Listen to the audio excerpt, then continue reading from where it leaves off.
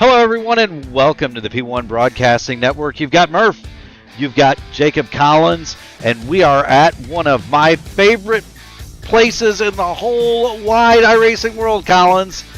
Welcome to the Michigan International Speedway for 200 miles of IndyCar action, brother. Yeah, 2 miles of nothing but flat-out speed, and even the stock cars are well over 200 miles an hour down the front stretch at this wonderful facility in Michigan, and I think we're in for a scorcher here tonight. We are in for a scorcher. You're not talking about the temps on the track, though. He's not talking about the temps on the track, race fans. Those, they are pretty doggone cool. 78 degrees on the track, 67 in the air, but what Jacob Collins is referencing, ladies and gentlemen, it's not the temperatures on the track. It is the racing that's going to take place. This could be one of the most, if not the most, exciting race that we have seen at Michigan in a very long while.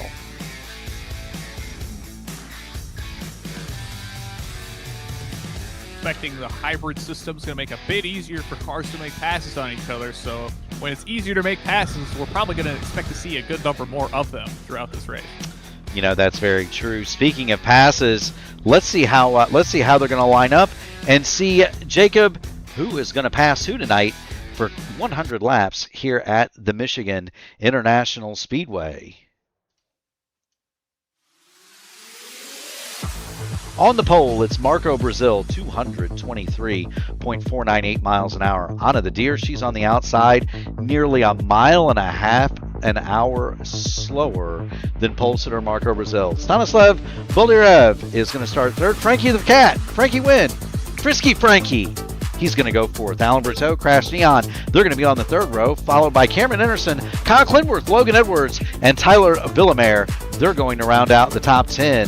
In 11th, Matt Hollybaugh. And here's a name that we haven't seen in a good long while, Chris Wilhite. Wilhite is going to lead the cars that did not take time, Will Height is going to roll from 12th. Seb Alexander, 13th. Matt Taylor, 14th. Jesper Dahlgren will run from 15th. And Ty Keela, Rashad Craig, Caleb Brashear, Alistair Khan, Jason Collins are going to finish off the top 20. In 21st, it's going to be Ellis Spice. He's going to be followed by Cody Grommel, David Henner, Uncle Rob, and Glakis. And how about this name, Jacob Collins?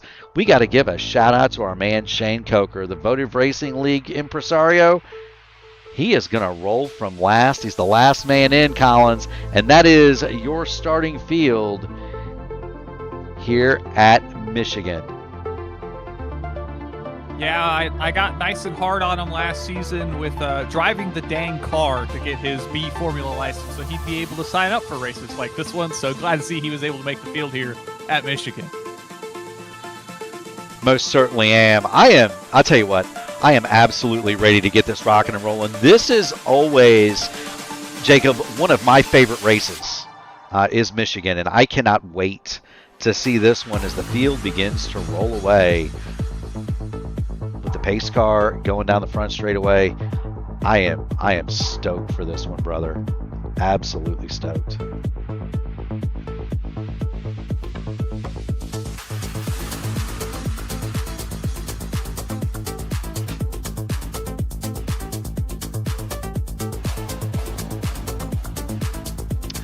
I'll tell you what, the other thing is, if you can't be pumped up with Gary Godso's choice of music, Jacob Collins, I don't know how to help you out.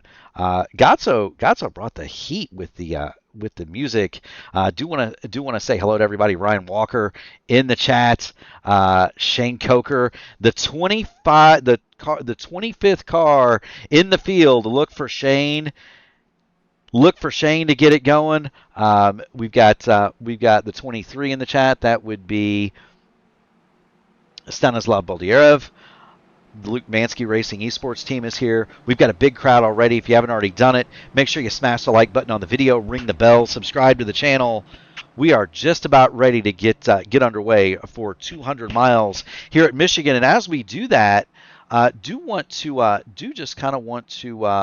point out that this is an easy two-stopper. Barney's got the green flag in hand already.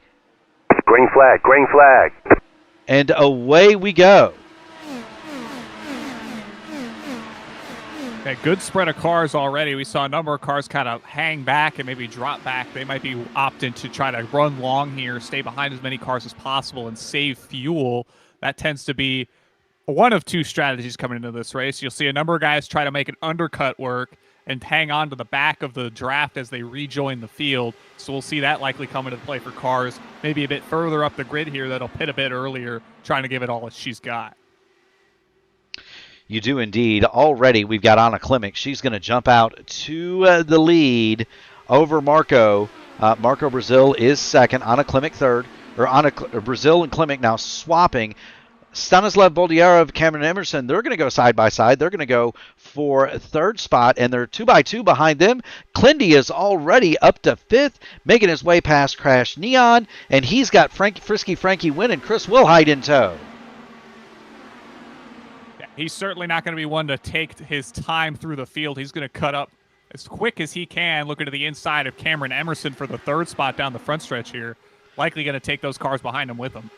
He most certainly is, and do give a call down to Chris Wilhite. He has not been in one of these cars, Jacob, in quite some time. That's Wilhite in the number 1 machine, running along in 7th. If you haven't seen Chris Wilhite in a while, in that purple and white IAR Indy Alliance Racing machine, that's because he's been off running the contenders round of the NASCAR Pro Series. That is now over, and Wilhite has stepped right back into an IndyCar, and he's looking down the inside of Neon and Marco. He's going for third, nearly gets in the back of Cameron Anderson, and he's got some friends in Kyle Clinworth. He's got a friend in Kyle Clinworth up there, but that was nearly disaster for Wilhite. He almost ran over Cameron Emerson going through the trioval. He'll reset. He'll go up the middle 3 wide, and Wilhite's hunting the lead here. Yeah, I thought almost certainly he was going to get a bit of wing damage from that, but all things considered, he's still clean. He's going to be looking for the lead heading off into turn number 1 here inside middle of 3. That took all of 8.8 and a half miles for Chris Wilhite. Hasn't been in an IndyCar in over a year. It took him 8.5 miles to go to the lead, and there he is at the front of the field. He's got Marco Brazil second, and then Emerson, Clinworth, and Villamere, your top five. Marco is going to dive for the bottom into turn 3, and we'll see who can establish the swap here, Clindy. I don't know. We're going to see who can establish the swap here, Jacob. I don't know that that's going to be as effective as it has in the past, though, just simply because of the way the hybrid system works. It had been, in practice, extremely easy for these drivers to pull off a pass here. I think the big thing, too, is going to be how many cars are you going to try to get to work that swap. We've seen bigger tracks like this tend to lend themselves better to a 3-car swap where you've kind of got 2 cars that make a pass before the corner and then kind of lead the 3rd car in. Not sure that's going to be quite as effective as we see Brazil back to the lead, but he's going to end up right back at the clutches of the field almost instantaneously heading off in turn 1.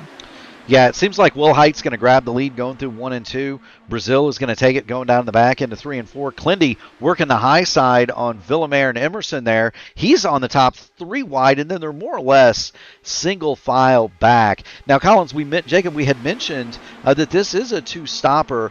There are multiple different ways you can cut this 100 laps, aren't there?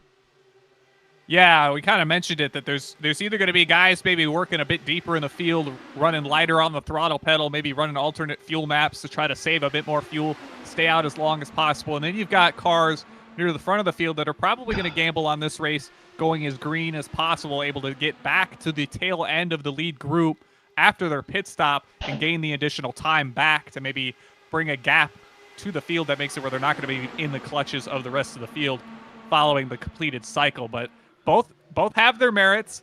You know, it's not uncommon that the pit cycle at a track like this may end untimely for either strategy. So certainly it'll just be interesting to see how it plays out tonight.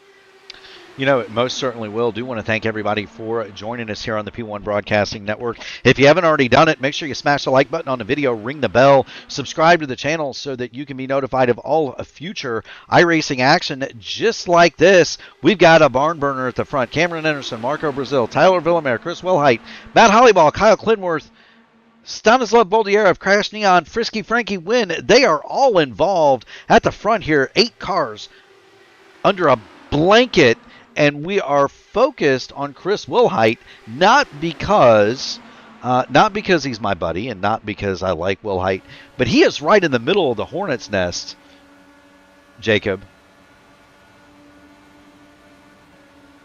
I mean, right in the middle of the field is about where just bulk of the field is, to be fair. You know, we talk about how so many cars will be set up for clean air, but a lot of these guys probably have setups that are catered towards this traffic running.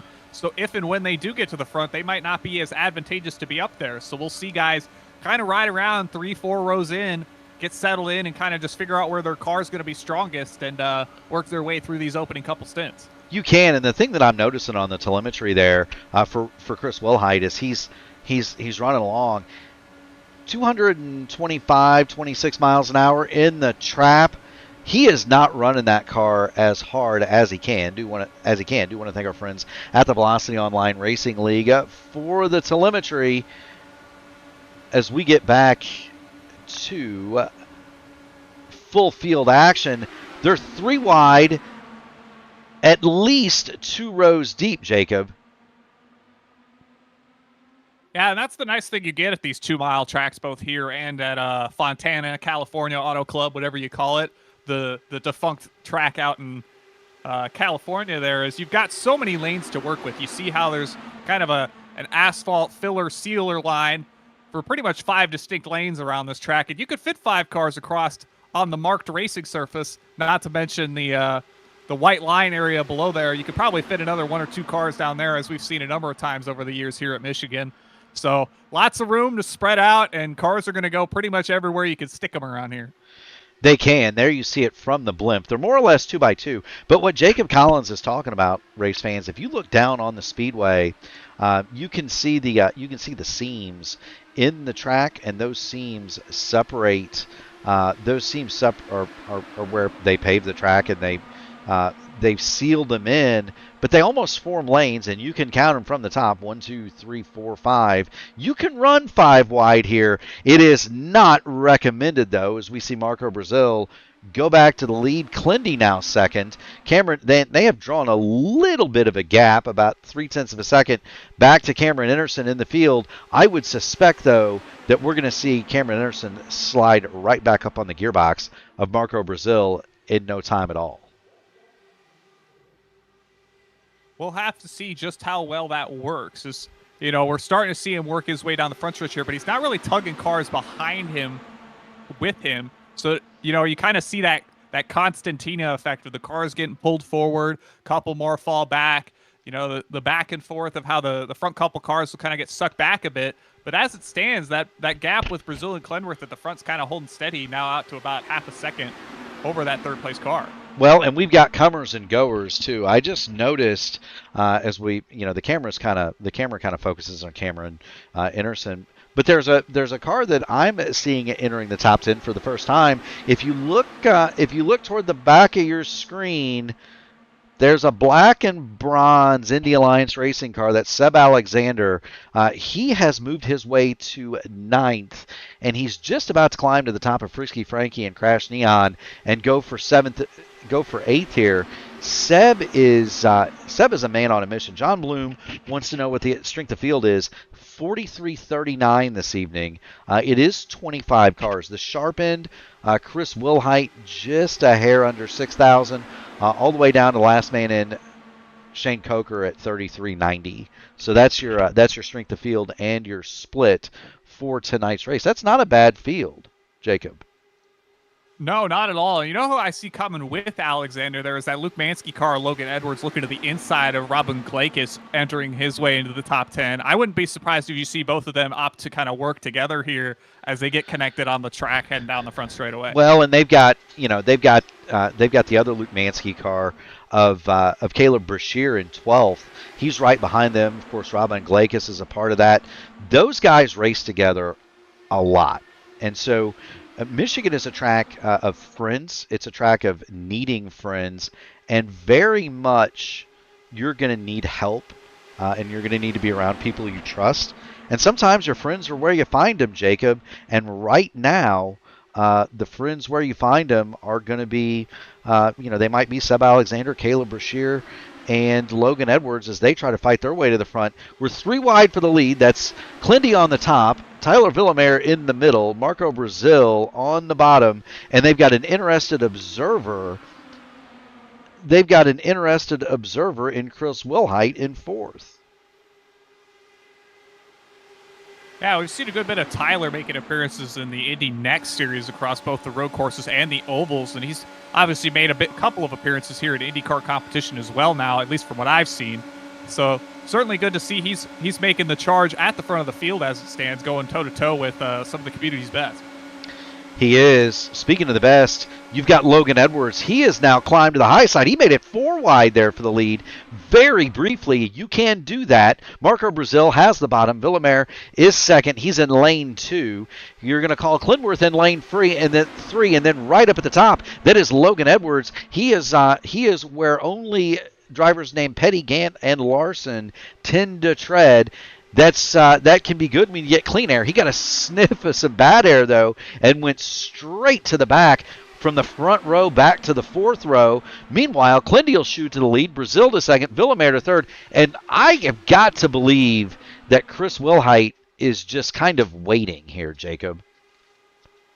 And that's not a bad place to be, too, either, right? Is he can kind of see where the cars ahead of him are opting to make their runs, position themselves, and that gives him a better picture of where he's going to be able to not only run his car, but be able to make the potential passes in the closing stages of this race to try to take the win here.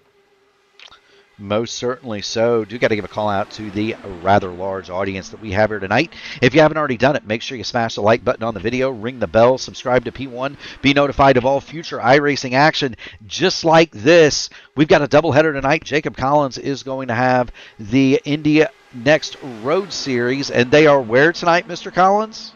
Okayama, because those cars do not race 2-mile ovals. And so we will see them at Okayama. That's going to be on at what is it, 9 o'clock? I believe so, yes. 9 o'clock Eastern tomorrow night. It is the flagship. Gary Gazzo is going to have the Indy Oval Series at 7:15 Eastern, and they are where this week, Jacob? Homestead, Miami. Homestead, Miami, and they are going to be followed by the Indy Next Road Series. The Indy Next cars are, Jacob? The defunct USA International Speedway in Lakeland, Florida. Sadly, it is now a warehouse. I'm very sad about that personally. Lakeland is in between. If you don't know where Lakeland is, it is in between essentially Tampa and Orlando, and it was always a fun place to go when we would be in Florida to catch some late model stock car racing. And so USA also holds a special place in my heart in the sim, Jacob, and that is because that's where I got my first open wheel oval win, USF 2000, about 6 years ago. How about that? That's certainly a track that holds a special place in my heart in those Road Indy cars, so I'm glad it holds a special place in yours too, Mark. That was a crazy race. I remember it well. I've got the screenshot of the finishing order saved somewhere because there were some pretty decent drivers in that race. Matthew Brabham was in that race. I remember that one. At any rate, Clindy now leads it. Will Height has come to second, and you got to wonder if some of these drivers may be thinking about freezing Marco Brazil out. Well, the one thing we haven't seen is the kind of, say what you will about Marco and his very, very trimmed out setups. We haven't seen the big drop like a brick we've tend to see as he gets buried a bit in traffic. He's been able to be, a couple cars deep, 3-4 cars deep, and work his way back to the front. So I think he's got himself something figured out here at Michigan here this week. Well, I don't necessarily know if that's setup related. It could be temperature related. 67 degrees in the air. The track is now a scorching 89 degrees. And if you don't detect the facetiousness, my apologies, but it is cold. And so that may be masking some of the handling problems for some of these drivers. Speaking of P1, if you hit the subscribe button Wednesday nights, you'll be treated to the Horizon INDYCAR Series, as well as the Formula Indy Series. Thursday nights, Thursday and Friday, we're going to have the Elite Racing League Road to Indy Series, as well as the AMA Grand National and Truck Series. Once the new year starts, we'll have the IES INDYCAR, we'll have the iRacing INDYCAR Series on Saturdays, and so a lot of action here on P1. Why are Alexander and Jesper Dahlgren's numbers highlighted in their colors on the screen? That is a great question, and so that's an answer, Chip Hawks, that I don't know. I recently got a new PC. As many of you who followed the broadcast for a while know, I've been having some problems, haven't I, Jacob? Every once in a while. And so we decided to. It was decided that a trip to Micro Center was in order, and we've got the PC issues sorted. But anytime you do that, there are some teething issues. I don't know if it's the incorrect overlay or if there's a setting that I've got that's incorrect somehow. But that is not intentional or meant to detract from anybody, as Cameron Anderson goes all the way to the grass. Is he going to save it, Jacob? Looks like he'll hold on to it. I'm wondering if he got loose off of turn 4 there and kind of just snapped into the grass there, but fortunately he was able to hang on to it, but is going to lose the lead draft here, so he'll be looking for a caution at some point. Yeah, here he goes. He is going to go for the lead on Marco Brazil, and this is right about the time, friends, where if your car isn't set up well here at Michigan, you can get a little bit too much weight jacker in that baby, and it'll just turn loose coming off of either turns 2 or 4, and that's exactly what happened to Cameron Anderson right there. There he goes, and Cameron Anderson is now 1.6. He may keep the draft, Jacob. He's within that 1.8 second window as Chris Wilhite now takes up the fight, and he'll try to go to the front on Marco Brazil. Clindy and Villamere fighting third and fourth, and Marco Brazil is coming in the pit lane. As is Anna Klemek. They're the first two takers. Bit of a bobble for Robin Glakis. He'll fall down the order a couple spots. So they're going to pit early here, which means that they're likely going to have to come down or run long on these other 2 stops here tonight to make kind of that magic number work if we're expecting only a 2-stopper here. You know, that would be my thought as well, Jacob. And here's the thing. With that. This is kind of the MO for Marco. He likes to stop early in the cycles, thinking that his car is fast enough that he can be out there just by himself or with one more person. You see, I believe that was Seb Alexander. Jesper Dahlgren, by the way, has retired his machine. So he will end this race in 25th place. That's kind of Marco's MO, though, Jacob, is he likes to stop early in the cycle. He feels that his car is fast enough. Clindy shoots to the inside, and I don't know that he didn't hit something there, Jacob. I believe he's going to make contact with the barrels coming to the pit lane. Here we go. Here's Clint. Well, here it is. Here's the onboard. Oi! Doink. I think he was trying to come down the pit lane and caught a little bit too much of that apron. Yeah, he came down a bit quicker than I think he was expecting to, and then hit the grass, and around he goes. Well, and that's something that we need to kind of, talk about as we see Seb Alexander, Ty Keela, they peel off into the pit lane, and that'll hand the lead to Caleb Brashear. As well, it'll hand the lead, to Tyler Villamere, as well as Chris Wilhite. Caleb Brashear now runs third, and then you've got Boldiera of Edwards and Crash Neon running back there. Matt Hollybaugh, Robin Glakis, Frisky Frankie Wynn, they're also involved. But that's something that we've kind of talked about at Indianapolis, the Hoosier 500. Jacob was, as Will Hite comes into the pit lane, that's something that we kind of talked about with the hybrid system, is braking for pit road was something that we noticed the power slide cars had an advantage over everybody else, but it is very tricky to get these things woed up with that hybrid system under green.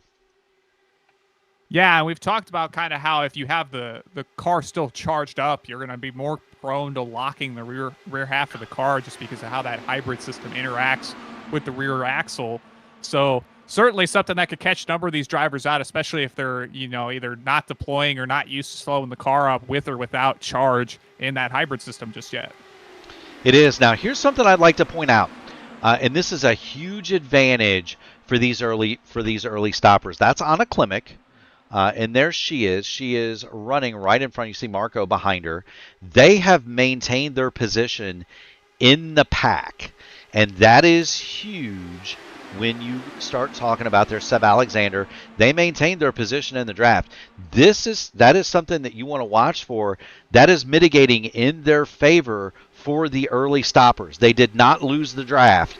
And so when it all cycles out, the guys at the front may very well lose that draft as we get all the way through the pit stop cycle, Jacob. Yeah, and that's the big advantage that comes from pitting early is you can catch a bigger group of cars and latch onto that draft and maybe either pull ahead or stay with them. That can ultimately help you out once the cycle completes and maybe your car winds up further ahead. Whoa! Oh, goodness gracious. Tyler Villamere, and we've got Shane Coker noses into the fence. Cameron Anderson gets through cleanly. Villamere very nearly bit it. Very nearly bit the inside wall, but unfortunately, Shane Coker is going to be the victim here. Jacob, just a case of one more time. I think the rear's locked up and got him. Here's Shane Coker as he comes into the pit lane. Yep. Rear brakes locked up, and the car just turns straight left into the wall. That's a tough break for Shane Coker. We'll get back to live action because it is still fast and furious up here at the front, Jacob. Rashad Craig is now your leader.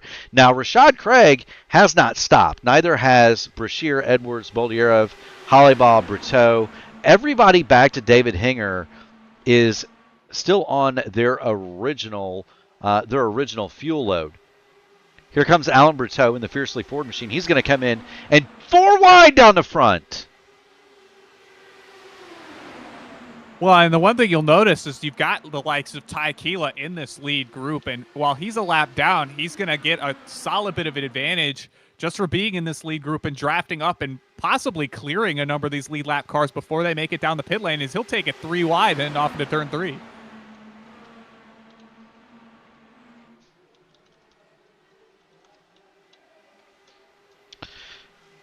More cars coming to the pit lane. That is Logan Edwards, Caleb Brashear. The two Luke Mansky cars are going to be joined by Stanislav Boldiera, Hollybaugh, Rashad Craig, Jason Collins, Matt Taylor, and Ellis Spice now at the front as we continue to watch Rashad Craig. Now, his two Indy Alliance teammates, Will Height and Alexander, those cars are 1 lap down, but they have made their way to the front of the pack, and that is going to be of huge advantage to them. Once this all cycles through, it may be just those two Indy Alliance cars, Tequila and Marco Brazil, along with Anna Klimek, when it comes down to decide it. There you see it, and here's what I'm talking about. Caleb Brashear is coming off the pit lane now, so is Logan Edwards. And here's Logan Edwards. I'm going to jump up on his roll bar, and there's the Luke Mansky car, and he is not in the draft window, Jacob. Yeah, and that's the big thing here about early pitting here at Michigan is we're going to have the cars that are at the tail end of that lead group come down the pit lane. There's a car on the inside of the pit lane wall. I believe that's going to be Ellis Spice. Or no, David Henger, rather.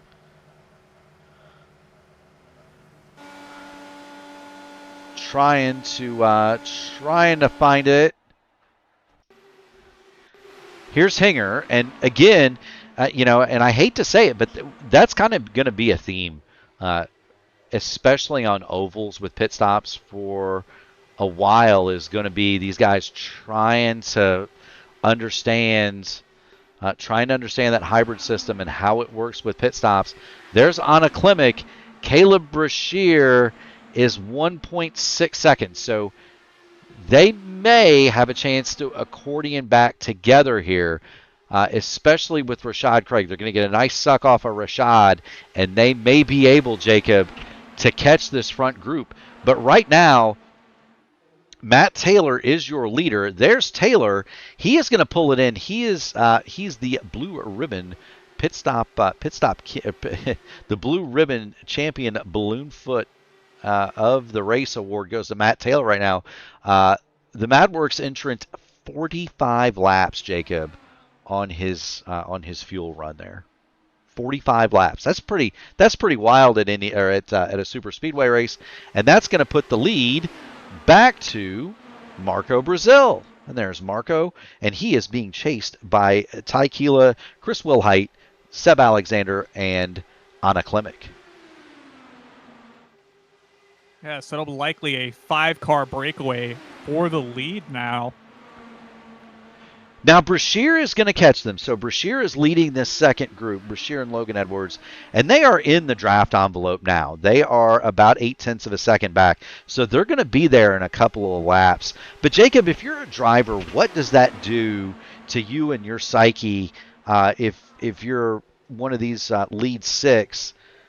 Is it kind of are you rueful that they're going to catch you, or were you grateful for about the 10-lap break in the insanity? Well, I think the big thing to keep in mind is just how long is that closing run really going to be, right? As you know, as we see, it's going to likely be another 30-some-odd laps before those cars would ultimately get an opportunity to close the race out. So if these guys are maybe, only a second and a half back this time, they're going to fall back and catch in about 5 laps. That's 5 laps you didn't have to fight them off in the closing stages. So depending on how you work the strategy, how many cars you can get up near the front, we've got the likes of Will Height and Tequila alongside Seb Alexander in this lead group. Here comes Anna the Deer, yeah.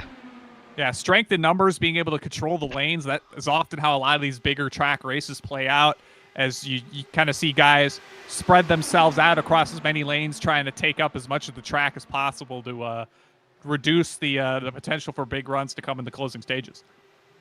Whoa, we've got trouble in the back. Seb Alexander. Caution, Big trouble. yellow Caution. flag. That's Seb Alexander, Rashad Craig, and Caleb Brashear. caution is on the speedway, and I think we've got our first super speedway net code of iRacing 2026 here, Jacob. There you Seems to go. have been the case. That's Seb Alexander in the middle of the Luke Mansky Racing Esports sandwich. Well, that wasn't netcode. They actually hit, but then Seb right inside. It's almost like those two cars got sucked together. Unfortunately, Rashad Craig is the innocent bystander. He'll be a collateral damage. Craig and Brashear with terminal damage with the meatball. Seb Alexander does not have the meatball, Jacob, interestingly enough, although he was likewise forced to tow. Marco Brazil is going to be your leader over Chris Wilhite, Anna Klimek, Alan Bruteau, and Ty Keela. It is exactly halfway here, Jacob. Do you pit or not pit? And if you're Matt Taylor, he's in range of maybe being able to make the whole make the distance here. Well, if he's able to pull off anything near what he did that opening stint, a couple yellows might put it in the situation where he doesn't have to pit at all, and that could play a huge factor too, right? As you know, there's a ton of cars that have to come down the pit lane in the closing stage, and he doesn't. You know, one yellow could change the race very dramatically, as we don't have things like green-white checkers here in IndyCar competition. So being at the front with, 2 to go could be all it takes on a late race restart where, people get a bit squirrely on the tires coming up to speed and bring out a yellow really quickly. That could ultimately win you the race if you're just there. I mean, my thought is always if yellow flag oval pit, just because I think it gives you more options later. Anna Klimek is going to stay out here. Pretty much everybody else in the field, and there's Anna, and it is awfully lonely behind her. Jason Collins is going to stay out. I believe there are a couple more. Cameron Emerson is still out there. Stanislav Boldyarev is still out. And one more car. I believe that is a lapped machine. That's Ellis Spice in the 18 is still on the racing surface. He just stopped 6 laps ago. But Jacob, our first break-in strategy, right? Klimek has been out 19 laps. She is going to have to pit here. Oy, my guess is sometime around 30 to go. And at this case, she's going to have to do so by herself.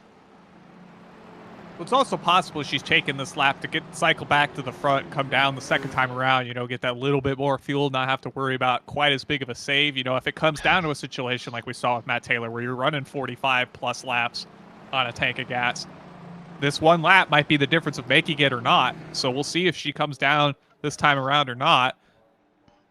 But this is part of the fun of oval racing. You've got these yellows to kind of noodle with the old strategy brain, as we'll see Stanislav, and I believe that's going to be everybody else, Boldiarev, Collins, and Ellis Spice pulled it down pit lane. Anna Klimek did not in the Taylor Mills Racing number 8, and so we'll reset the field for you. Anna Klimek will have 21 laps on her current tires and fuel when we get back to green, and she'll have 2 old pros, Marco Brazil and Chris Wilhite, in hot pursuit. Then it'll be Alan Bruteau in 4th, Ty Keela 5th, Tyler Villemere in 6th, Robin Glakis, Matt Hollybaugh, Matt Taylor, and Cameron Emerson will round out your top 10. From there, Crash Neon, Stanislav Boldyarev, Jason Collins, Logan Edwards through 14th. Cody Grommel is 15th. Alistair Khan is 16th. Those cars are all on your lead lap. Frisky Frankie Wynn, 1 lap down, as is Ellis Spice. Out of the race, Seb Alexander, Rashad Craig, Caleb Brashear, David Hinger, Shane Coker, Kyle Clinworth, and Jesper Dahlgren. We do have word, by the way, from Shane Coker that his pedal settings didn't load in right. And so he went to grab the brakes, Jacob, and did not have them. Ooh. That is never fun. That is a sinking feeling when you hit the brakes and nothing happens. I don't care if it's a sim race car, real race car, street car. When you go to get the brakes and you don't have them, that there is nothing worse than that, my friend. Meanwhile, Barney's got the green flag back in the air, and we are ready Green flag, green to flag. rock and roll. 52 of 100 complete here at Michigan. Well, I was about to say the only thing that might be worse is putting your foot down on the throttle pedal on a restart and it not moving. You know, that may be true as well. Do want to thank everybody for tuning it in. If you haven't already done it, make sure you smash the like button on the video, ring the bell, subscribe to P1 so that you can be notified of all future iRacing action just like this. We've got the nightcap coming up. It's going to be Jacob Collins with the Indy Next broadcast from Okayama tomorrow night. The INDYCAR Oval top split is going to be live at 7:15, followed by the Indy Next Oval top split. Wednesday nights, you can catch the Horizon INDYCAR Series as well as the Formula Indy Series. Thursday, we'll feature the Elite Racing League Road to Indy as well as the AMA Grand National Series. Fridays, we have the AMA Truck Series, and beginning with the start of the season, it'll be the iRacing INDYCAR Series on Saturday afternoon as we get everything back up to speed. Anna Klimek is right in the draft to Frisky Frankie Wynn, and those two are slingshotting each other, and they have quite a bit of a gap, Jacob, back to Brazil, Villamere, Ty Keela, Chris Wilhite, and so on. There's that battle. Those three cars have commenced to fighting each other, and they've lost almost a second. Caution, We yellow got flag. caution. Robin Glakis is in the wall hard on the back. There's Glakis. Uncle Rob hard in the fence, and that's going to bring out another caution. Cautions breed cautions. And here's another one, and let's see what we've got. What we've got for one of the community's most well-liked gentleman drivers. Here's Glakis, and he's alongside Cameron Anderson there. And you just kind of come off a turn two and come together. Emerson, hard contact as well. Everybody else takes evasive action. Crash Neon fails to live up to his name. He'll sneak to the inside. But that could have been disaster. Meatball for Glakis. Significant damage for Cameron Anderson. There's his car. Sans the nose cone, Jacob. He's going to have to come to pit road. He doesn't have the meatball, though, so that's good news for him at least, right?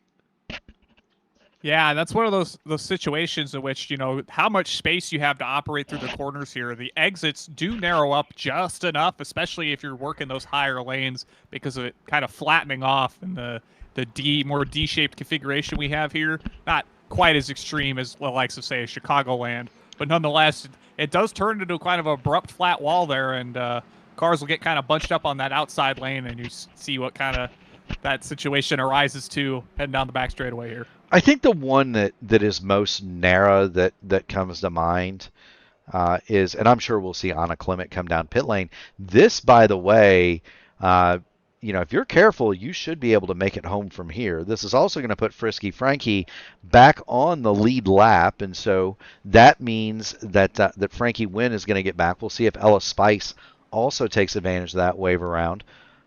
There is no driver on the lead lap that stayed out. So there's Frisky Frankie. He'll take the wave around. He's got Ella Spice back there, and so those drivers will get back on the lead lap, except that I think we've got Stanislav Boldierev there staying out, and so that may keep poor Ella Spice from getting the wave. But to kind of put a point on that, Jacob, it's not Dover-esque, but I want everybody to think of the exit of turn 2 here kind of like a funnel. And it just wants to narrow up and suck everybody into the outside wall coming off that corner over there, especially on old tires, Jacob. Yeah, we see it at a number of tracks. I like to compare it to Iowa. Iowa's kind of shaped similar to really a lot of these bigger tracks, Richmond. believe it or not. Yeah, the likes of Richmond, those flat backstretch walls catch cars out very, very quickly just because you're kind of, as you flow into the corner, you're kind of expected to be able to track out a good bit more, and sometimes with those flatter backstretch walls, there's just not that give or that space to really get you all the way up where the car wants to track out to, and we'll see it pretty frequently of cars just getting too close together too quickly or making contact with that outside wall and causing all sorts of grief. There is. Now, this is what I thought would happen here. Stanislav Boldyarov is going to come down pit road. He waited the extra lap, and so this is the poker that you're going to start to play here. With this is the poker you're going to start to play here with the fuel. This is right on the edge of being able to make it, Jacob. Right on that edge. Well, I mean, if we saw what Matt Taylor was able to pull off of that opening stint, he's been good since that last caution, right? You know, if you get yourself in just the right situation, it's possible to stretch that fuel really, really far. So we'll just have to see if these guys that are maybe going to be like a Stanislav and wait the extra lap are going to get, you know, maybe a bit more of a I don't have to worry about the fuel quite as much mindset and just start going for it really early and try to get up near the front. Right. It's not a matter of being able to make it. Right now, it's a matter of what's the number that I hit to save enough so that I can go for broke the longest, right? Because there will come a time within the run that everybody is able to turn the wick up and absolutely go. It's just a matter of when that's going to be, Jacob. And it's just a matter of when that's going to be, right? Yeah, everybody's got their own indication of go time, but I think the pace car's got a pretty good one for us is that we're getting ready to go back to green very, very shortly here. Is indeed. Do want to thank everybody for tuning in, and do want to thank everybody for your patience with the broadcaster. I am working on a brand new machine, and some of the things just aren't really set almost exactly perfect. So I appreciate everybody's patience with that. We are green, 42 laps to go here at Michigan. Chris Wilhite off the couch to the lead with 42 to go, and he's got some help. Ty Keela right behind him. Anna Klimek is in third. Tyler Villamere, Crash Neon are going to round out your top five, and here they go. As we head down towards show and tell time, Jacob, do you want to be leading here? Or if you're Wilhite, are you thinking we're going to have another yellow and it's not going to matter? Well, I think the big thing here is just how quickly do you think the cars behind you are going to be able to mount that run? I don't think we've seen that run come, quote unquote, out of nowhere coming off turn number 4. And it kind of takes, you know, halfway to 3/4 down that front straightaway to really get clear or alongside a car you're trying to pass. So it's entirely possible you play that risk of being the lead car, hugging it all the way down low on the racetrack and try to have guys pass you the long way around, and that might be enough. But it just comes down to, does that run manifest any differently in the later stages compared to how we've seen it the rest of the race? Well, right now we were looking off the back of Tyler Villamere, back at Chris Wilhite. Crash Neon has gone to the lead.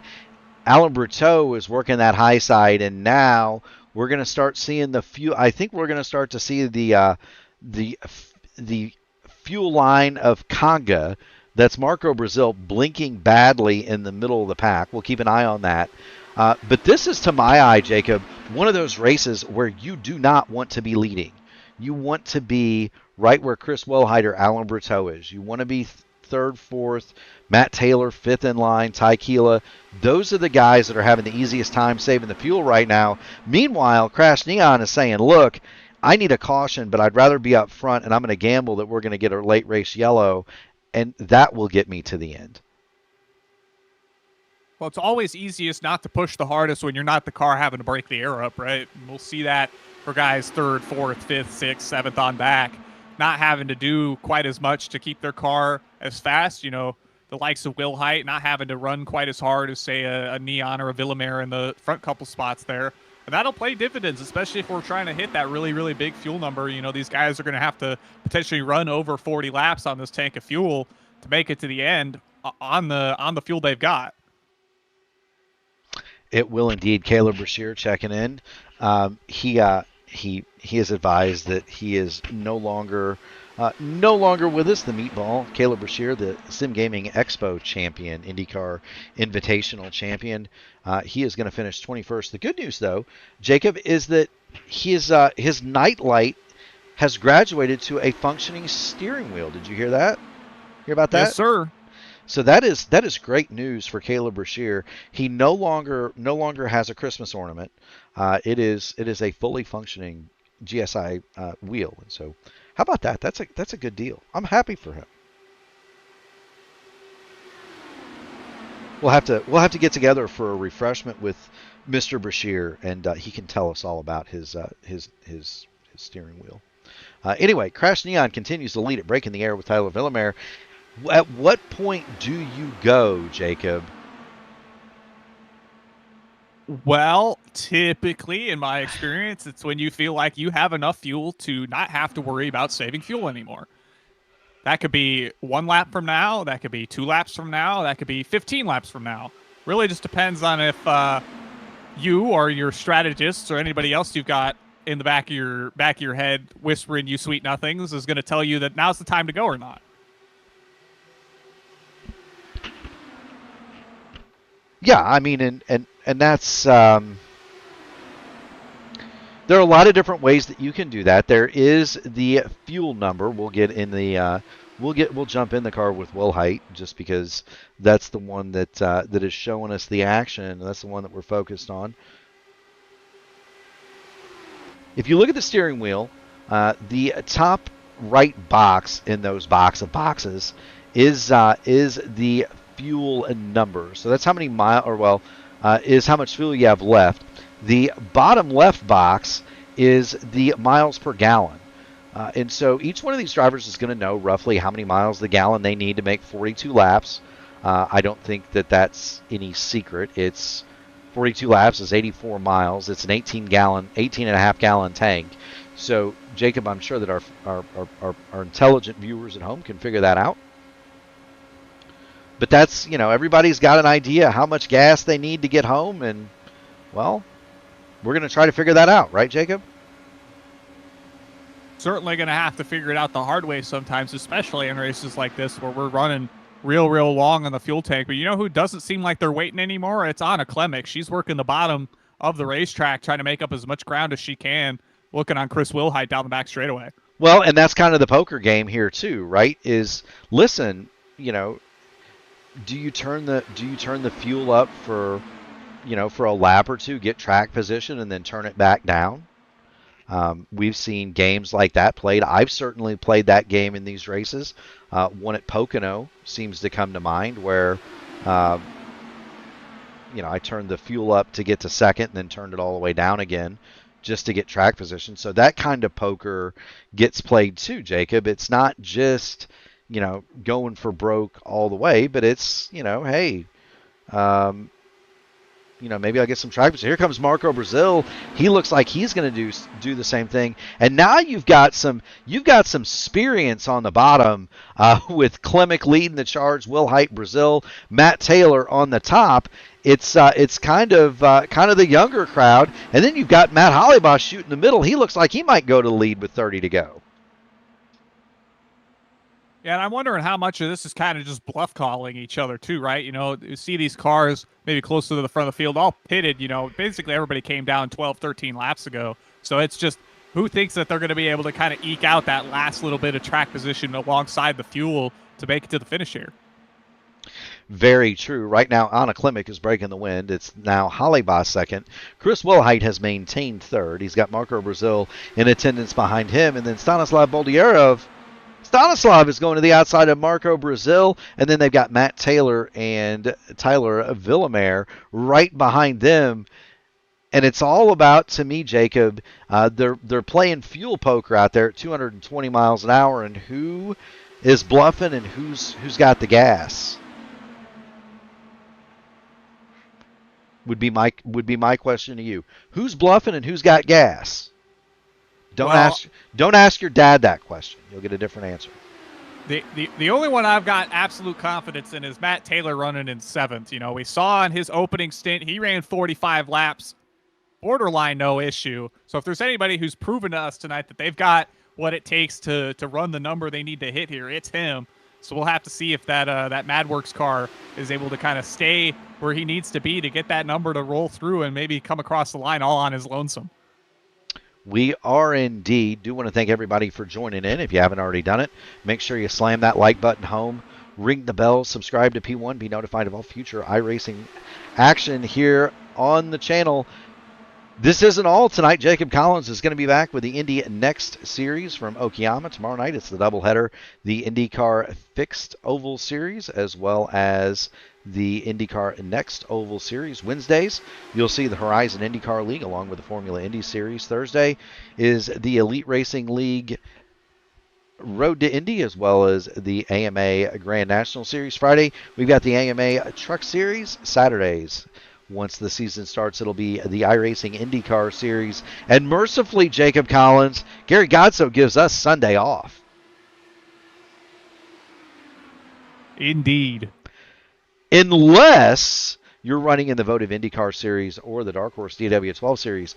Those take place on Sunday nights, and it is getting close to time for the third crown jewel in iRacing IndyCars, the Votive Indy Derby.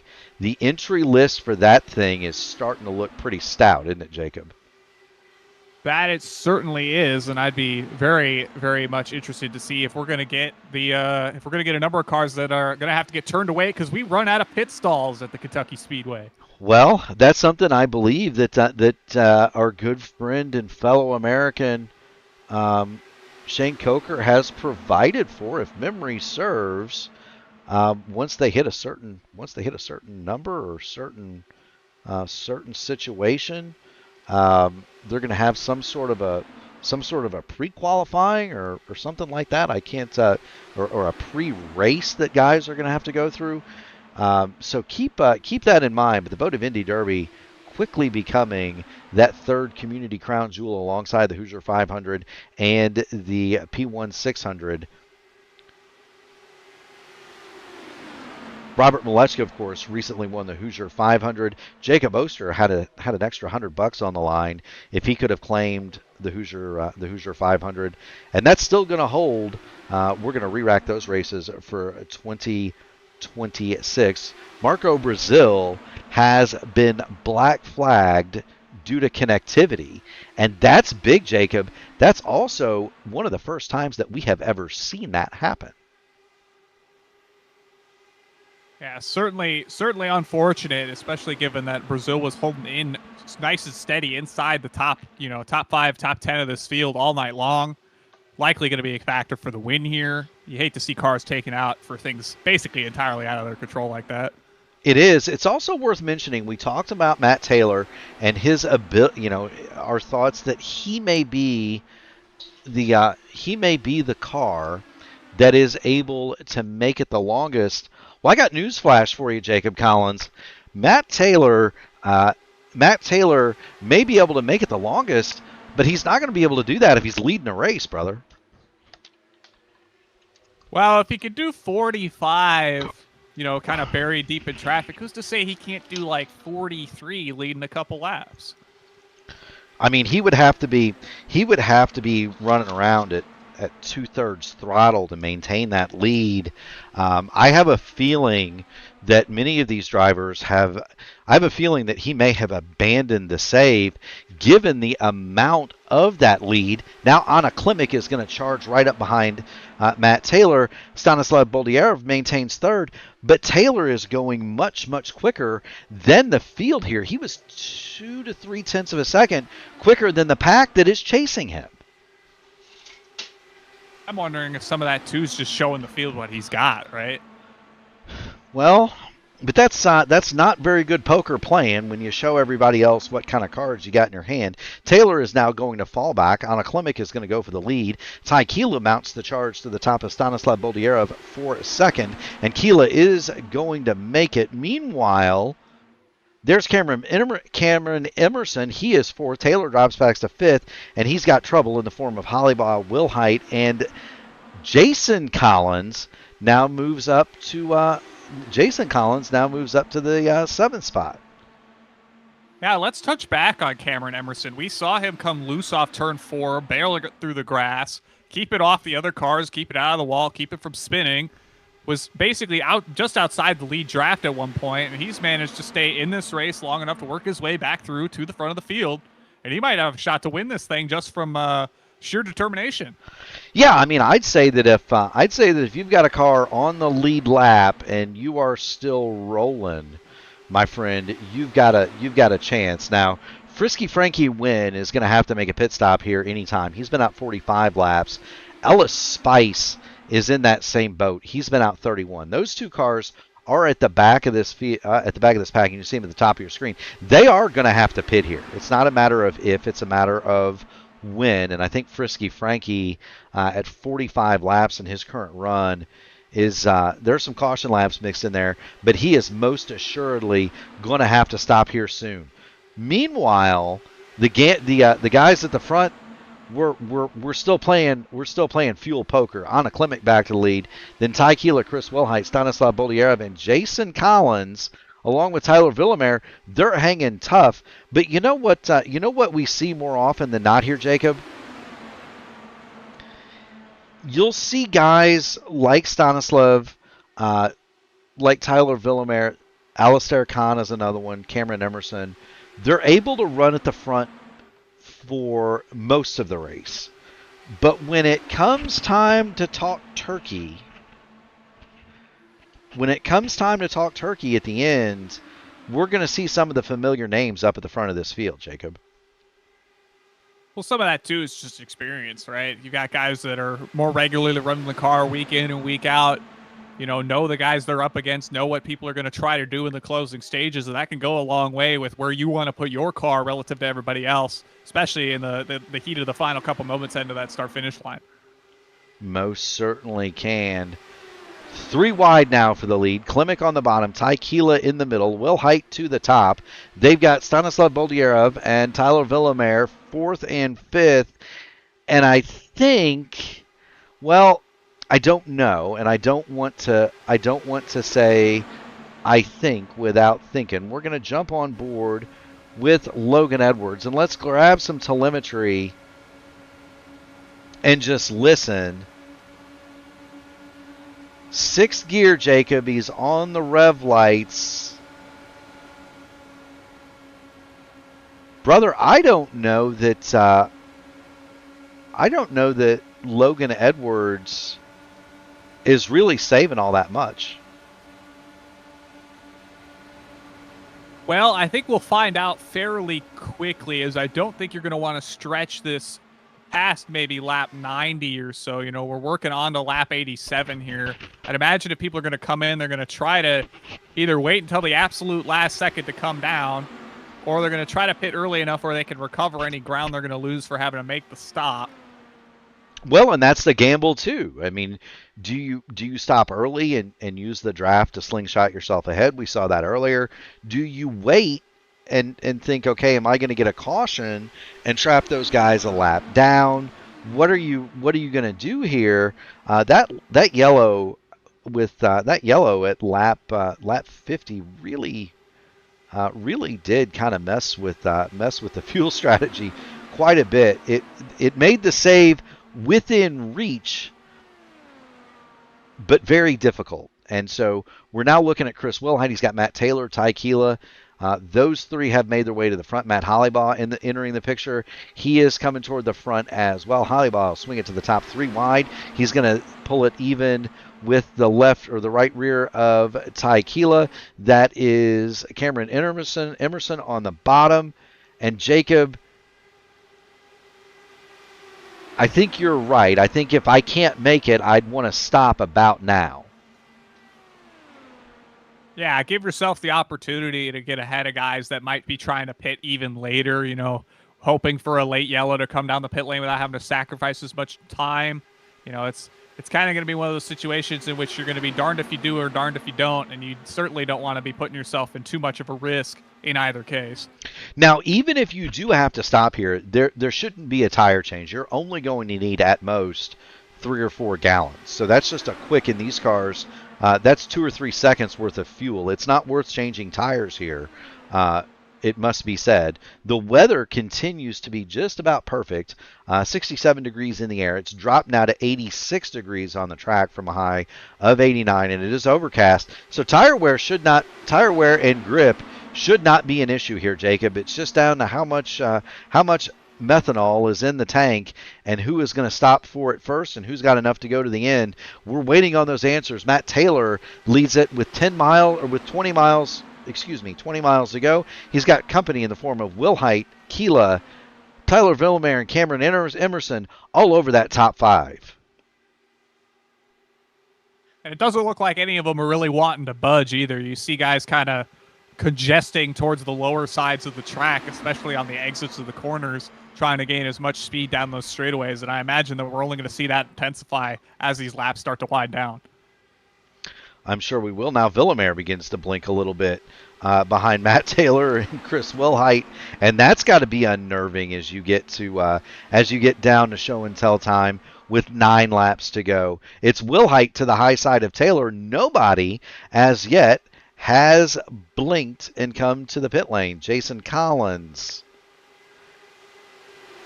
may have. There he comes back. I thought for a second we were going to lose Jason Collins. Not Jacob Collins. We will not lose Jacob Collins. But what's the story on fuel? Can these drivers make it another 16 miles, 8 laps? They've been out for 35. That 35 and 36. Stanislav Boldyarov may have a slight advantage. He stopped at the end of that caution, as did Cameron Emerson and Logan Edwards. So they're going to have a couple tenths of a gallon more than some of the cars around them, and that may be what they need. Do want to thank everybody for joining in. You've got Murph and you've got Jacob Collins on the P1 Broadcasting channel. If you haven't already done it, make sure you smash the like and subscribe buttons on the video and the channel. 14 miles to go, 7 laps at Michigan. Chris Wilhite off the couch to the lead, and he's got company coming, Jacob. Yeah, you got the likes of the Ty Keela behind him. Obviously, you still got the likes of Matt Taylor working up in the top portion of this field. You know, he's been basically biding his time. He'll make an appearance up at the front for a couple laps and then kind of sink back to that 4th or 5th place spot. We'll see if he's got something for it in the closing couple laps here. Wilhite seems to want to lead this race.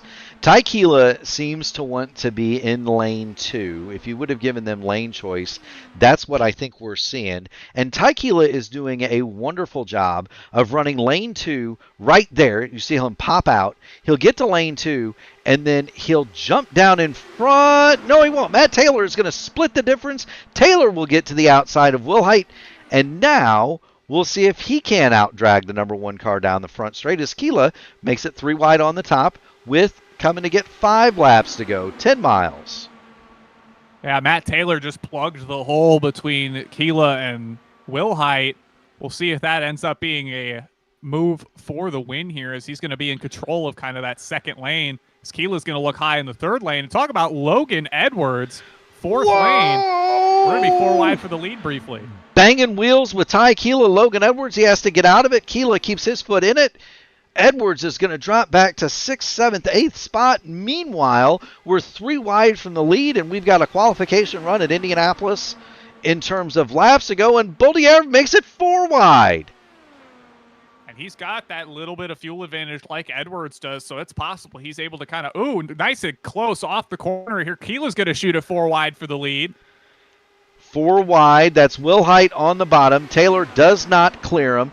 Boldyarov and Ty Keela on the top. They nearly touch, and we are getting wheel to wheel to wheel close here as we get down to the final 6 miles at Michigan. 3 laps to go, 3 wide on the front row, 4 wide in the second row. Make it 5 wide. Here comes Cameron Emerson to the top. It's as we stated kind of all night long, if there's a lane for a car to use, it's going to be used, especially in this closing stage. Most certainly so. You're not going, there's no more give. It's all take. You're trying to find the hole to plug that's going to catapult you to the front of this line. We're 2 laps to go here. Chris Wilhite leads it. They are 4 wide for the lead at Michigan here in the INDYCAR Open Series on iRacing. Chris Wilhite, He's on the bottom in the Indy Alliance machine. Mad Works for Matt Taylor is in lane 2, and then it's a mad scrum everywhere else. We're going to go down the back. We're going to come out of turns 3 and 4. And I don't know how you call this one. We're 3 wide at the flag one more time, Jacob. Coming around to the white flag, 3 wide into turns 1 and 2. I imagine we're not going to see the pass for the win until the start-finish line is upon us, so buckle in. Who's got the batteries charged as they go down the backstretch one more time? Will Height holds the yellow line. He's got 3 cars stacked to his high side. Taylor, Boldiera, Cameron Emerson, Ella Spice gets out of the way. We're going to come down to the flag. Here comes Ty Keela on the bottom. It's going to be Will Height. Chris Will Height is going to win the race by 6 thousandths of a second over Matt Taylor. Holy mackerel. And Stanislav Boldiera is going to finish 3rd, and we need to get back into the Wayback Machine, Jacob, and see if we can't.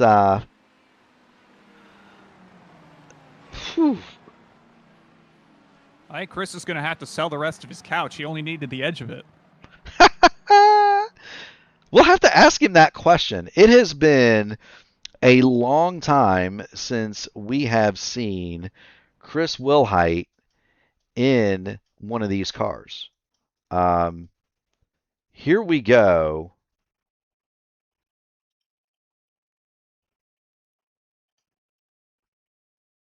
That's what it looked like at halftime.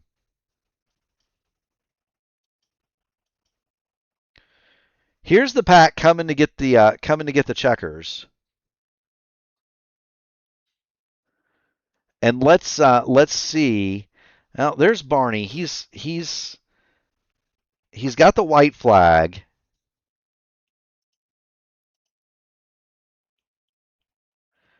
And let's see if I can get close here, Jacob.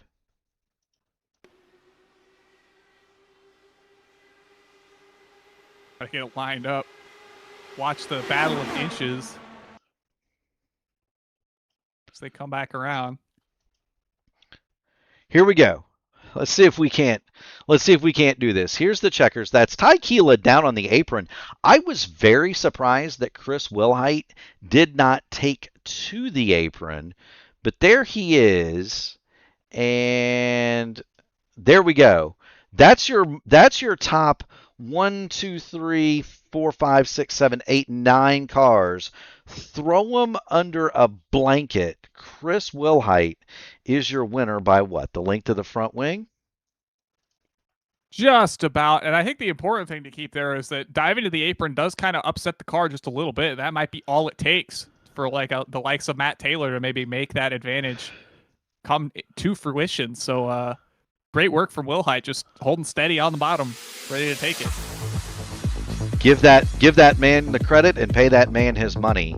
Chris Wilhite is going to be your winner. Matt Taylor second. Stanislav Boldiera is third. Ty Keela, Cameron Emerson fourth and fifth. Anna Klimek, Jason Collins, Crash Neon, Logan Edwards, and Matt Hollybaugh round out your top 10. In 11th, it's Alistar Khan. Tyler Villamere reigned great all night. He finished 12th. Cody Grommel, Alan Berteau, Frank Wynn, Ellis Spice, Marco Brazil, Robin Glakis, Seb Alexander, and Rashad Craig are the remainder of the top 20. 21st, Caleb Brashear, David Hinger, Shane Coker, Kyle Klimworth, and Jesper Dahlgren are the remainder of your field here tonight at Michigan.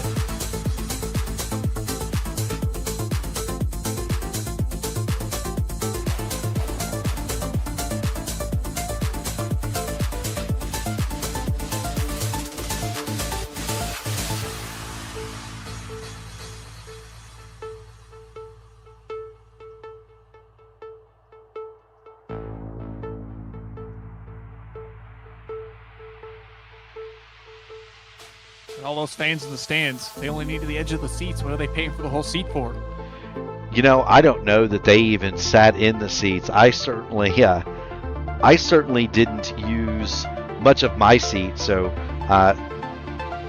part of the new PC, and certainly we've got some graphics issues, and we'll get those sorted. But certainly part of that was a new new headset. So I was actually able to get up and stand around and pace in front. Um, we'll get what we need to do is get some drivers into the interview room.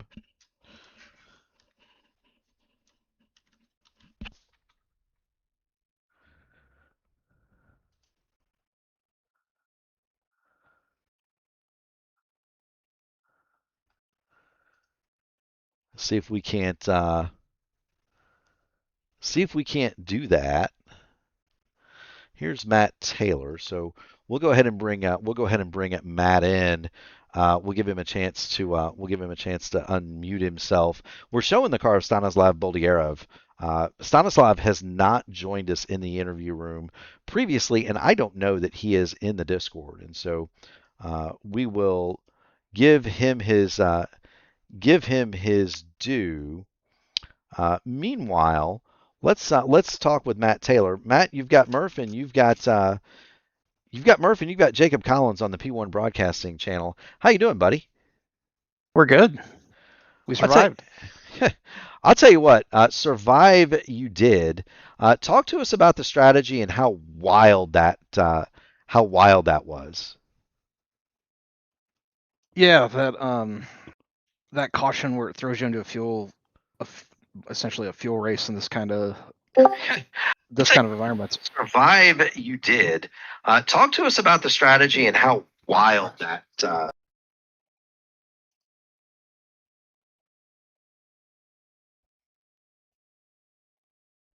IP3.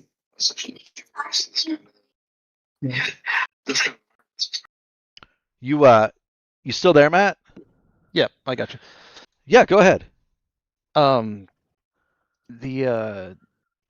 fuel save gets to be really tough because everybody has to do it. So you're the pack backs up and it gets even worse. So everybody's just on top of each other. And I made two miscalculations on my fuel there. I went once, went up to the lead, realized that no, I was way off. So backed it down, went back in.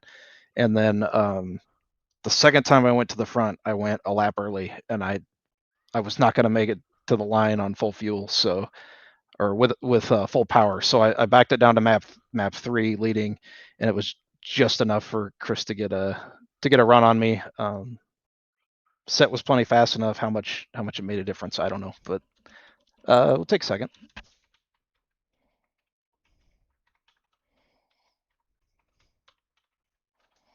For sure.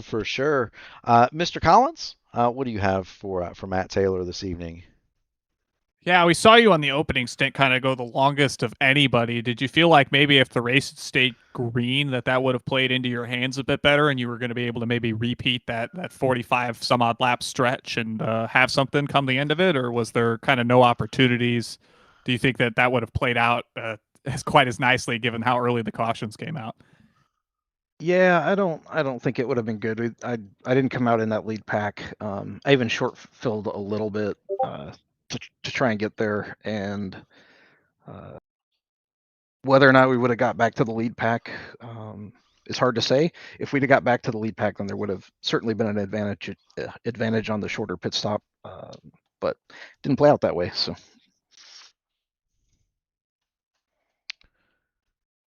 Absolutely. Well, we do want to thank you. For joining us. It's always good to see you in the broadcast room. Good to see you. Good to see you running up front, going fast. Friends, family, sponsors, shout outs. The floor is yours, Matt. Yeah. So I guess kind of a big announcement, but both myself and Andrew Marquez have accepted an invite to I5G. So we'll be racing with those guys moving forward, and that's going to be awesome. Cool deal. Well, congratulations on the big move, my friend. Keep going fast and having fun, and we'll see you at the next one, buddy. Appreciate you guys. Absolutely. That that is Matt Taylor. He runs second tonight. In the third spot, we've got Stanislav Boldierov, and I hope, buddy, I hope I am not butchering your name. But No, you got hello. You can. I mean, I'm using usually short name Stas, STAS. But yeah, you can call me Stanislav, whatever. no worries. So I'm Mark Murphy, and you've got my partner Jacob Collins in the booth. Talk to us about your run. That looked pretty doggone wild there. I think the reason why, I mean, this is extra lap, which I took the last on the pit stop. It gave me a little bit more gas to finish the race, at least on P3.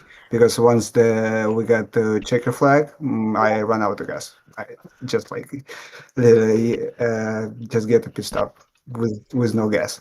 So yeah, but the run was pretty good, and I mean, the Michigan is my favorite track. So. You know, we were talking about that. Jacob and I were talking about that. We're talking about that before. This is actually one of my favorite tracks as well. Is Michigan in these cars? I absolutely adore this place. I don't think that there's any speedway that showcases an IndyCar quite like this one in its abilities to race and race well and race close together. But you were able to do that what was the key for you in getting to the front line and then being able to make it up next to Chris Wilhite? You missed him by the best we can tell about a foot. Yeah, so I mean, basically save the gas. That's the whole point of this track, right? So you stay close to front people, front racers, and they try to save the gas as much as you can. And like after like when it's left 10 laps, you try to be in front if it's possible. So the save gas and be like close to the front. That's the key, I think, to get get P3, P2, P1 in the Michigan. Absolutely. Well, Because there's the latest update for INDYCAR in iRacing. So, I mean, right now you cannot cut from the pack. So you always stay in the pack. I mean, the cars have so much grip and less speed as a result. So yeah, it's everyone very close. I mean, if you're lucky, you will get there. absolutely. Mr. Collins, do you have anything for Stanislav tonight? Yeah, we saw you be in one of the few cars, especially in the closing stages, to work real nice and high on the racetrack. Do you feel like you had maybe an opportunity, if there was a couple more cars up there with you, to maybe make a slingshot move happen come the finish line, or you were just stuck working where you were working? It's basically, yeah, I'm stuck on a high lane because the first two was already booked by another two racers. So I mean, I don't want to make any mess because it's a lot of cars behind us. So if we'll touch it, it will be half of the field will be done. So yeah, I mean, I'm stuck on top, and it's only way to get at least some position on podium. I just hold my higher line. Because if someone holds first and second line, you have no ability to beat them unless you have some lap car in front to get slipstream from there. Let's tell you what, you played it just right. You played it to a podium position, and it was a whole lot of fun seeing you out there, Stanislav. As is the tradition here at P1, if you win the race, you get the mic. Friends, family, sponsors, shout outs. The floor is absolutely yours. Oh, I just want to say thank you to P1 Broadcasting. The guys, you one of the best who are doing all this live streams with the perfect commenters for that. So yeah, it's one of the best channel, and I'm very happy to get here. Well, I tell you what, we're so appreciative to have you, sir. Keep going fast, having fun, and we will see you at the next one, all right? Yep, sure. Thank you, guys. Absolutely. That is Stanislav Boldierov. He runs second to this man, Chris Wilhite. It's been 84 years since we've seen this guy. When last spotted, he was driving a taxi Will Height turns off the dome light. He comes off the couch and wins the race. It's been a long time since we've seen you in one of these, Chris, but it looked just like old times, brother.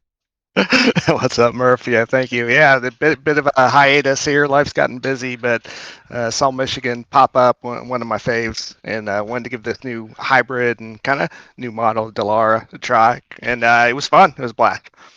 Yeah, so you're one of the old guard. We were talking, Jacob and I were talking before the race, how some of the older drivers you don't see very much anymore. Certainly, we just had Matt Taylor here talking about he and Andrew Marquez going I5G.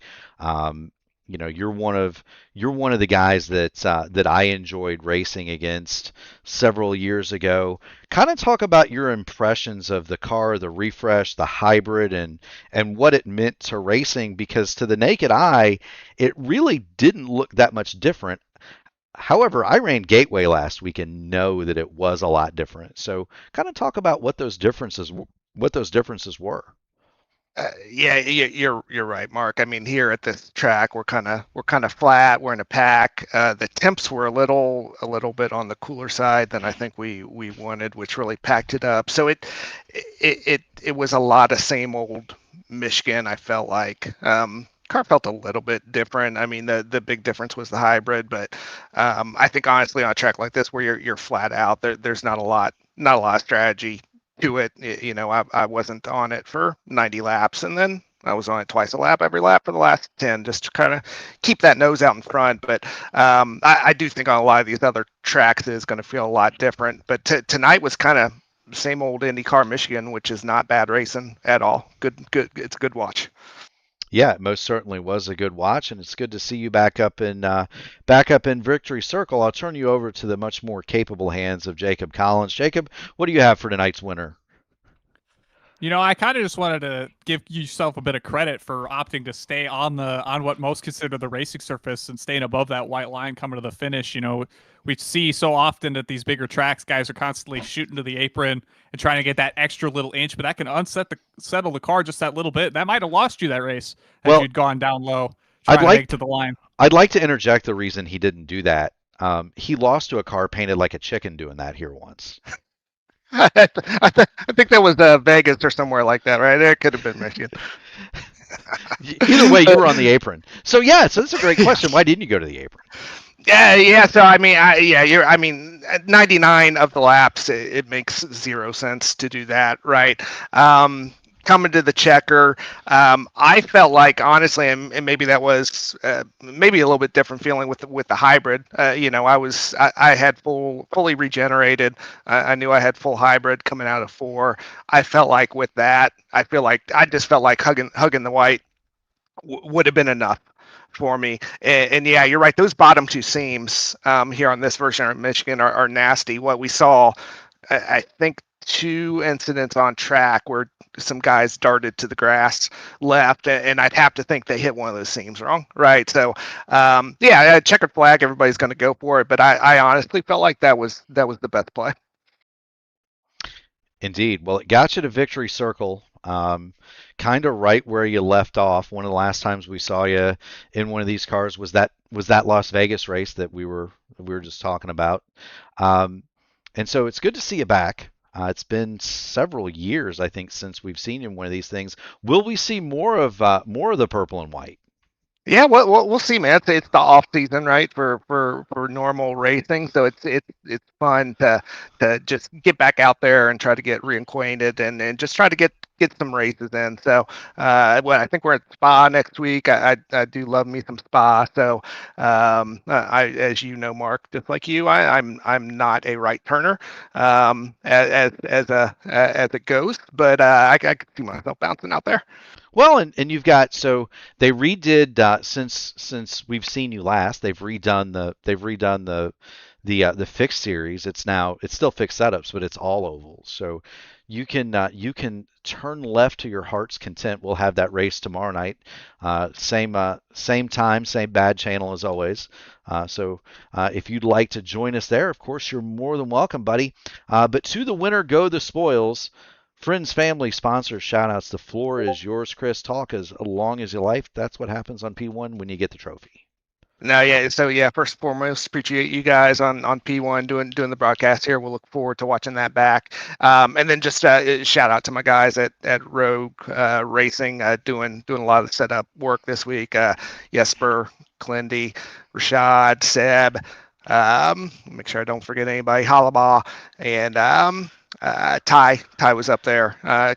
Kind of racing with me there for the win. So really riding on those guys. Spoiled. I just kind of be honest. I rove and drove tonight. Just popped in the setup. So that's their work. So I appreciate those guys and appreciate you guys. So thanks for the time. Absolutely. Just so you know, Chris, they don't let me touch the setups either, my friend. we're a couple of fixed guys, Mark. They know what they're doing. I think I made a change one time and was run out of the testing room. So I appreciate your time. I appreciate your patience, buddy. Keep going fast, having fun, and make this a more regular thing. You hear? Sounds good, guys. Appreciate you. Absolutely. That is Chris Wilhite. He is tonight's winner. Jacob Collins. So awesome to see. So awesome to see an old hand like Chris Wilhite jump back in one of these things, and almost like he never left. The other thing was, brother, we got some news. That we most certainly did. With Matt Taylor, Andrew Marquez joining Team I5G, Jacob Oster leaving that super team to go to Power Slide, and it seems as though with the meshing of the Rogue Indy Alliance and Satellite team guys, with I5G forming, reforming with Taylor and Marquez, and then of course adding Taylor and Marquez with Power Slide, adding Oster, it almost seems as though the community is going through a bit of a realignment, doesn't it? It's always ever changing. I think, especially as you head into the new year, that's kind of the time for change, if you will, and that's where we're heading before too long here, even in the old reality land. Very good. We do want to thank everybody for joining in. Another big time number tonight for people watching the IndyCars here in iRacing on P1. If you can't get enough of it, make sure you smash that like button on the video, ring the bell, subscribe to the channel, and you too can get notified whenever we do this. Tonight we're gonna have Jacob Collins with the nightcap, the Indy Next Series. Tomorrow it's going to be the Indy Oval Series, 7:15 Eastern Standard. Gary Godso on the call from Homestead, and that'll be followed immediately by the Indy Next Series from Homestead. Meanwhile, Wednesday nights are reserved for the Horizon INDYCAR Series as well as the Formula Indy Series. Thursday, we're going to have the Elite Racing League Road to Indy as well as the AMA Grand National Series. Friday, the AMA Truck Series. Saturday, in 2026, we'll have the iRacing INDYCAR Series. And Sunday nights, it's the Votive Racing League, splitting time with the Dark Horse DW12 Series. For Jacob Collins, Gary Godso, and everybody at P1, again, thank you so much to the drivers, to the fans, to the participants, to the spotters, to everybody that kept us company in chat. But most of all, we thank the first responders, the people that really make it possible, the police, the military, the firemen, the EMTs driving the ambulance. And Jacob, I'd be remiss if I didn't thank the nurse that unloaded me when I got there. From the bottom of our hearts, we thank you all, and we will see you in just a little bit.